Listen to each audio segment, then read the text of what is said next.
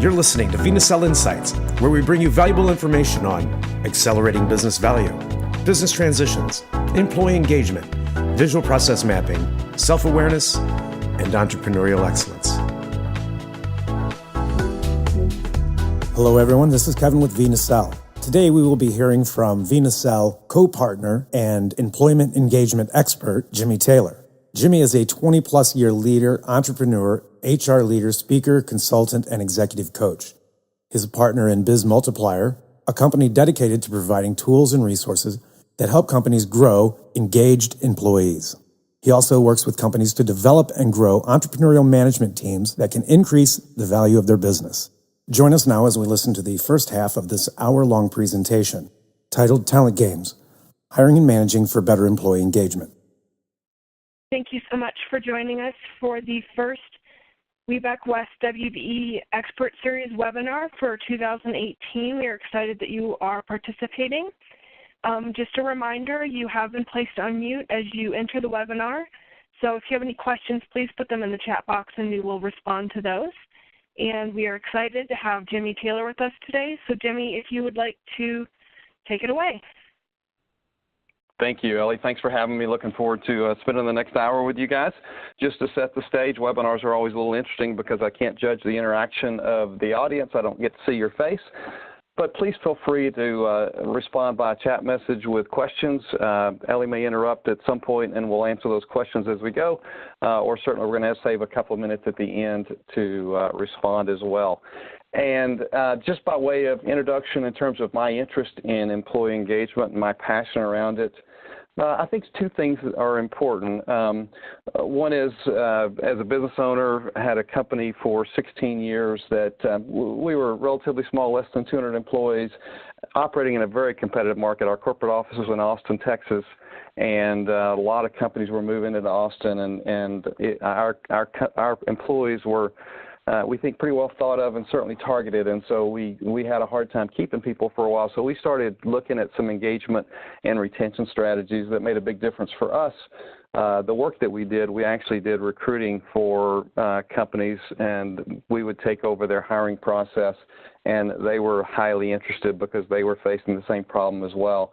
So that really spurred it, and then the work I do today is mostly around helping business owners transition their business. A lot of them are family-owned businesses or trying to figure out as they age what to do with this enterprise that they've built. And developing a management team and retaining their staff is often a crucial element of getting them positioned to transition to the family or transition to employees or even a third-party sale. So that really drives my passion, and what I found out is there's actually a lot of things that we can do to make a difference, and we'll be talking about some of those today. Let's talk for just a second, though, about an easy question just to kind of get your mind focused on the next few minutes we have together. When you look at the picture that's on your screen, you see a glass that's approximately 50% filled. I promise you a question comes to mind. You've been programmed for a question. You know, get that in your mind. I'll put the answer up on the screen. You were thinking, how much does the water in the glass weigh, right? Chances are the question you had in mind was actually different than what I just put up on the screen. But the point is, I think we often do that with employee engagement. We have some presuppositions that cause us to ask the wrong questions about engagement. And I think that's one of the reasons potentially engagement has been stuck for quite a while. And we'll look at some examples of how we know employee engagement is relatively stuck in the U.S. currently. But let's talk about our goals for the next few minutes as we get started. First, we're going to look at some of the macro challenges companies face with poor engagement and turnover in what my business partner and I call the people era that we do believe we've entered into. And it's really important, I think, for business leaders for us to understand that we tend to think it's a localized problem or a temporary challenge because of a competitive, hot economy that we're in. And certainly those factors do influence it, and they do add to the stress. But actually what we'll look at is some statistics on a macro level that show that this is, except for periods of recession that will always come and go in our economy, except for those periods, this is an ongoing problem and an ongoing issue we're going to face, which is why it's really important we think about strategies that we can use to improve it. And it'll give us a clear differentiate over our competitors. Then we're going to look at some of the best practices, kind of dive down a little deeper into the weeds to look at selection, onboarding, and management for engagement. We'll look at statistically what works for organizations who started to turn this around. And then we're going to talk a bit about how to coach managers to lead their teams to high performance and engagement. As managers, we carry this awesome burden of leadership, and we don't actually get a lot of training for it oftentimes. So we'll talk a little bit about what we can do to help managers solve that. It's a lot to cover in the next 45 or 50 minutes together, so let's jump in.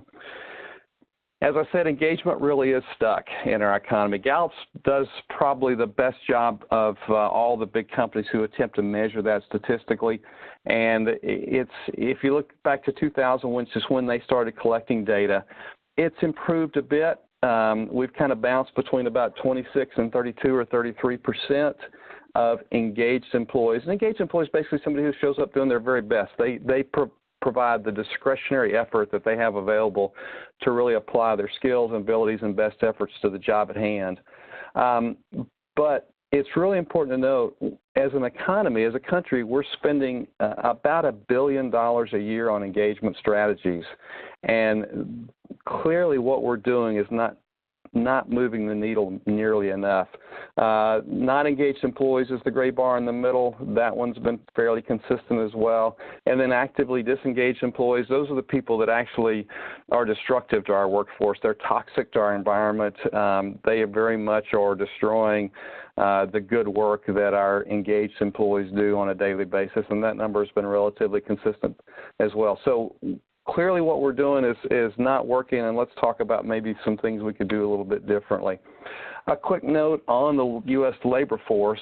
As you can see from the graph that's on your screen, the baby boomers were the largest generation of U.S. workers, and for those of us who are baby boomers, I always say we're going to eventually retire or die in our cubicles.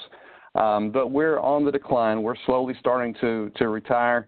We gave way for a bit to the millennials. They were actually the largest employee base in our workforce for a few weeks, and then they were, the Gen Xers were, and then they were bypassed by the millennials. The millennials are actually peaking. The labor force that they represent will be plateauing over the next year or two, as they're pretty much all in the workforce based on their age.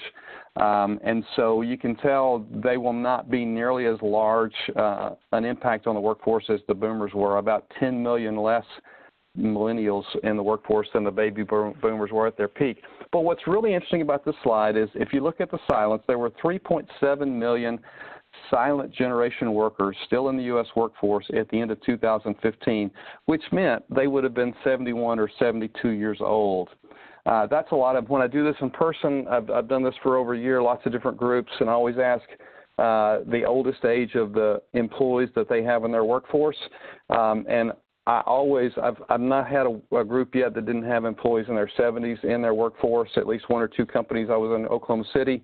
Last year I had two different companies who each had a full-time employee working 40 hours a week who was over age 90.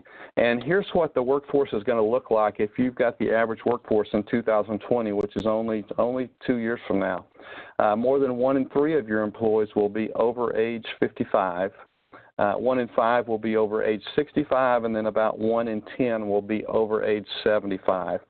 So the workforce is really aging. That has some implications for this engagement conversation. We'll talk about that as well. It's going to look very different as we have 5 generations in the workforce. As the next generation, what I think is called the I generation, they really haven't settled on the name, but as that next generation starts to enter the workforce in the next couple of years. And then the other thing that really has companies, leaders worried, and economists as well, is we really have a declining workforce based on participation rates. The workforce participation rate has been declining for a while. It actually plateaued in 2017. We don't know if that's going to be a turnaround or not, but just people who have chosen for whatever reason who are workforce eligible age-wise, just not to participate, or unabled.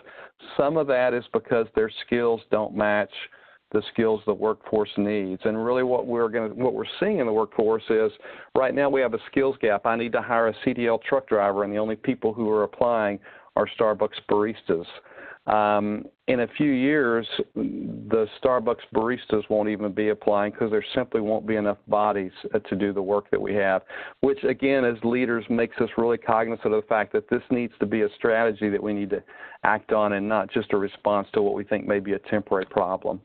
And then the perfect slide to expand on that worker shortage coming up, the perfect slide, it ought to be immediately clear to you what you're seeing. It shouldn't be confusing, should make one point. The words shouldn't be too small. It should be something like this, right? I'm sure that was very clear to you immediately.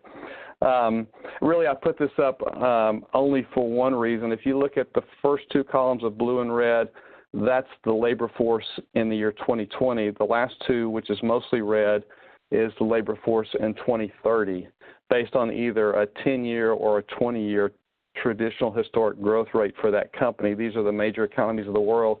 And the point of the slide is you can see that right now most countries are still in the blue, or they don't have a severe shortage.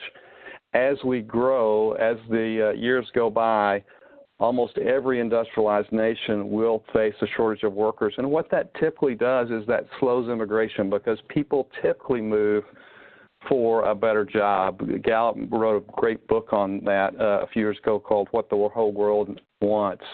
There are other factors that influence immigration, religious persecution and the like. But by and large, when jobs are available in a local economy, people tend to migrate less, which means even the strategy that a lot of countries have had of bringing workers in to fill the gap will be very difficult, which makes it even more imperative for us as leaders to really perfect a strategy with our own organization.